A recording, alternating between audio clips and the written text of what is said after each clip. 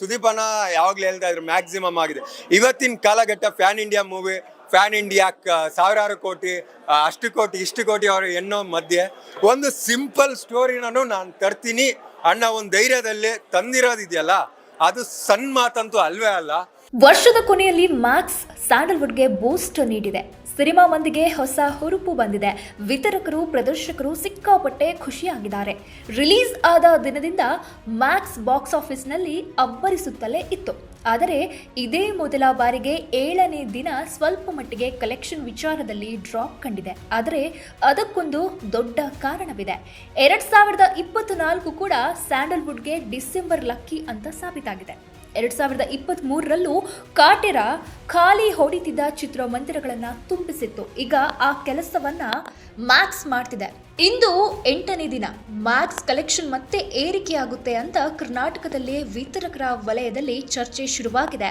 Max release ಆದ 5 ಹಾಗೂ 6ನೇ ದಿನ ಕಲೆಕ್ಷನ್ ಸ್ಟಡಿಯಾಗೇ ಇತ್ತು. ಆದರೆ 7ನೇ ದಿನ ಸ್ವಲ್ಪ ಇಳಿಕೆ ಕಂಡಿದೆ. ನಿನ್ನೆಯ 4 ಶೋಗಳಲ್ಲೂ ಡ್ರಾಪ್ ಕಂಡಿದೆ ಎನ್ನಲಾಗಿದೆ. ಅದಕ್ಕೆ ಬಲವಾದ ಕಾರಣ ಇದೆ. ಅದೇನು ಅನ್ನೋದು ನೋಡೋದಾದ್ರೆ, ಮೊದಲಿಗೆ 7ನೇ ದಿನ ಎಷ್ಟು ಕಲೆಕ್ಷನ್ ಆಗಿದೆ ಅನ್ನೋದನ್ನ ನೋಡೋಣ. ಕಿಚ್ಚ ಸುದೀಪ್ ಮ್ಯಾಕ್ಸ್ ಮೊದಲ 6 ದಿನದ ಕಲೆಕ್ಷನ್ ಸ್ಯಾಂಡಲ್ವುಡ್ ಮಂದಿಯ ಮುಖದಲ್ಲಿ ಮಂದಹಾಸ ಮೂಡಿದೆ.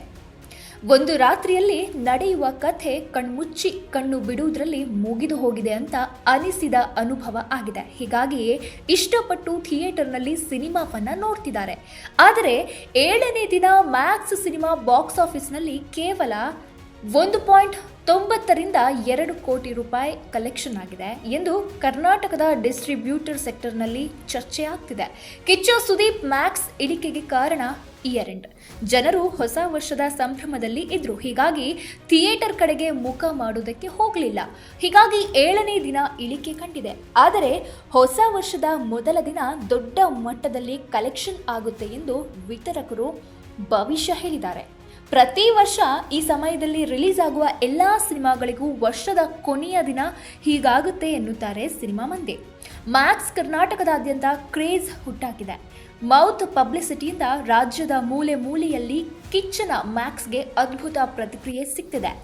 ನ್ಯೂ ಇಯರ್ ಮೂಡ್ನಲ್ಲಿ ಇದ್ದರೂ ಕೆಲವು ಜಿಲ್ಲೆಗಳಲ್ಲಿ ಮಸ್ತ್ ರೆಸ್ಪಾನ್ಸ್ ಸಿಕ್ಕಿದೆ. ಶಿವಮೊಗ್ಗದಲ್ಲಿ 47%, ಕಲಬುರಗಿಯಲ್ಲಿ 47%, ಕುಂದಾಪುರದಲ್ಲಿ 36%, ಹಾಗೆ ರಾಯಚೂರಿನಲ್ಲಿ 21%, ಮೈಸೂರಿನಲ್ಲಿ 24% ಕಲೆಕ್ಷನ್ ಆಗಿದೆ. ಹಾಗೆ ಬೆಂಗಳೂರಿನಲ್ಲಿ 23% ಚಿತ್ರಮಂದಿರಗಳು ತುಂಬಿವೆ.